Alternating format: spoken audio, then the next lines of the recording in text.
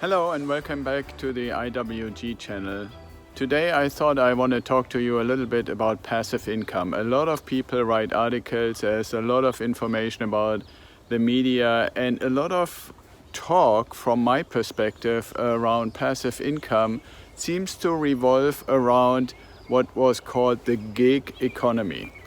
And this gig economy kind of gives us, in my view, this false impression that you can just take on a few things, you can become an Uber driver or you can, do some kind of freelance work and so forth, and that is in some way going to replace the active income that people for most part have actually been getting through their jobs.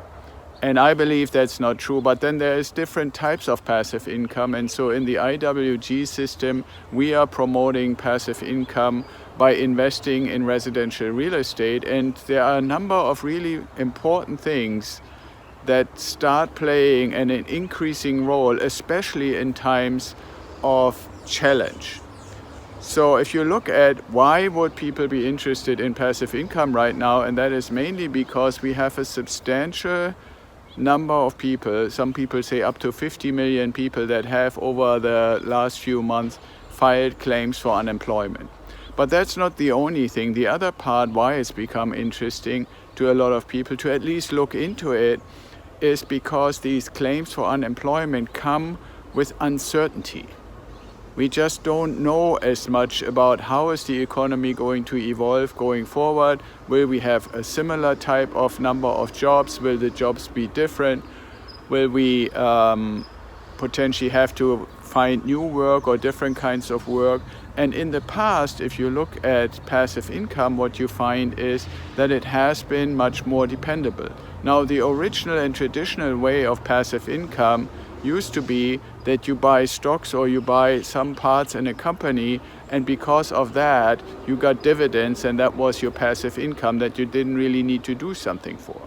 Now we believe in our IWG system that we have a better way for you for a couple of reasons. The first reason is that the passive income that we are suggesting is from residential real estate. And as everybody who has been going through the system and through the situation that we all been living through in the year 2020 has seen, it's not enough to say, I put money in real estate as an investment and I will be fine.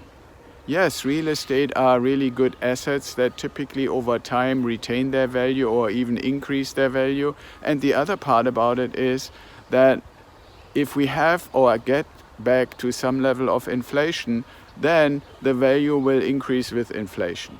The other great benefit of real estate is that you can typically finance it. That means you can get a loan, and that also in turn means that you don't have to put 100% of your own money into buying a piece of real estate or a house or some sort of real estate investment. If you compare that to the stock market, if you want to get into the stock market, you have to get 1 for 1. If you want to buy $2,000 worth of stock, you have to put in $2,000 worth of your money.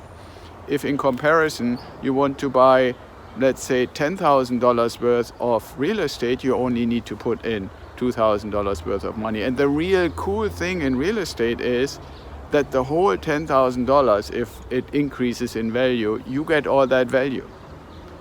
If the $10,000 that you invested or $100,000 that you invested is actually paying you passive income, you get the passive income not just for your little portion that you put in, but for the whole portion that you plus the bank or plus the mortgage lender put in. So that's a great thing. Now on the flip side, it's not instantaneous. It's not like signing up for Uber, getting your car certified, and then you start driving, and as soon as you have actually driven for a couple of weeks, you have income. That's a different thing. Now you might say, okay, I get that. I'm not going to do the gig stuff. I'm going to do something that takes a little longer, and I'm looking into real estate. And there's a huge variety of different kinds of things in real estate that you can do. Now, why are we saying residential real estate, and what is really the important thing in residential real estate that we're looking for? And what we found, or what I found and what others find, is that when you look across the country, you could be in office buildings and retail, and you can be in all kinds of like Airbnb stuff and so forth. But the problem is that you typically really struggle to find good performance. And why is that? Why are we struggling with good performance? Because in the very, very desirable locations, basically the places that we would go to have a vacation, the real estate is really expensive. But it is not typical that when you have a very expensive piece of real estate that you also get a comparable amount of rent.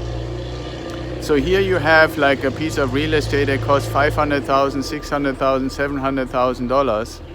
But if you were to make really good performance, like we recommend in the IWG system, really good performance would mean you would get $5,000, $6,000, $7,000 in rent, and nobody pays that. Now, some people argue that you can get that if you do Airbnb, but the problem is as soon as there's a little bit of an economic crisis, as soon as people don't want to go on vacation, as soon as businesses say, let's work more from home and don't travel everywhere anymore, then nobody is booking your Airbnb, and suddenly you still have to pay the mortgage, but you don't have the income from the rent anymore. Right? The same thing happened in real estate, in retail. Retail real estate, look around. Malls have been shut. Hairdressers have been shut, fitness studios have been shut, all kinds of places have been shut, and guess what happens? The rent is still due, but the people don't pay. Right? So the only place where you really have good income in real estate is residential.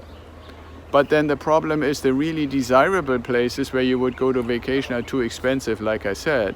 So you have to find a good balance between the places that are affordable, have good quality, have dependable economies, and the types of people and the types of jobs that will always be there, that will ultimately be your tenants. And that's where you actually get that performance. And what I found is, you can see I'm living in a beautiful area, but to do what we are suggesting at IWG as an investment would be impossible to do here. So what do? We work with turnkey providers, and turnkey providers come in all kinds of variations. So what I recommend and what we at IWG recommend is that you want to find a situation where those who actually find a property, renovate a property, then sell the property, also are the same people who manage that property. Because only then do you have high quality real estate with high quality renovation at an affordable price in a reasonable location, and the people who renovated it need to later manage it. As soon as you separate the purchase renovation from the management, you end up in this triangle where every time something goes wrong, it is either the renovator's fault or the manager's fault or the owner's fault, and nothing ever gets resolved. That's why we recommend to work with turnkey providers who do the buying, the renovating, and the managing. And when you do that, and we have a few of those available to our clients and work with them ourselves whenever we buy and add to our portfolio, then this stuff really works well. And that is why even in the most economic dire times that we are in right now, and in pandemics and crises and stuff like that, we can relatively relax and say we can depend on our passive income. So passive income does come in all kinds of different shapes and forms, and we strongly believe and have strong arguments, and I would be happy to tell you more in detail about why is residential real estate in desirable location where you can buy something and it performs well enough so that you get about close to the 1% rule is the right way to approach passive income for yourself and for the future. And then there's one little cherry on the icing of the cake at the end. And that is the fact that that real estate that you purchase and that you own and that generates the passive income for you, that will be in your family for as long as you want to. So it's not just for you or for your current family. It could be for your kids and their kids and their kids. And it might not necessarily always be the exact same house, but fundamentally, the residential real estate is with you and your legacy forever. And that is what really makes it powerful. So I hope you understand that when you read articles or you hear about residential real estate, there's a lot to look into and a lot of the details to pay attention. So please don't just fall victim to anybody who says, oh, you just take a gig, you just do this, you just do that, and money will come in. It's not that way. The old saying still applies. If it were that easy, everybody would do it. And we don't claim that investing in residential real estate is super easy either. You need to have the right relationships, the right mentorship, the right advice, and the right experience. And we provide that at IWG. But we also want to be educators to you. So even if you say, okay, well, that is a lot to take in and that is maybe too complicated or not the right time, that's cool. But we want to still educate you and get you the best information so you can make informed decisions and don't fall for this kind of instant gratification culture that we sometimes see, where people throw out some kind of piece of information and make it sound like it all happens overnight. So be well, be safe, and come back to see us in the channel. We always want to help you, and if you have any questions, feel free to ask. Until next time, bye.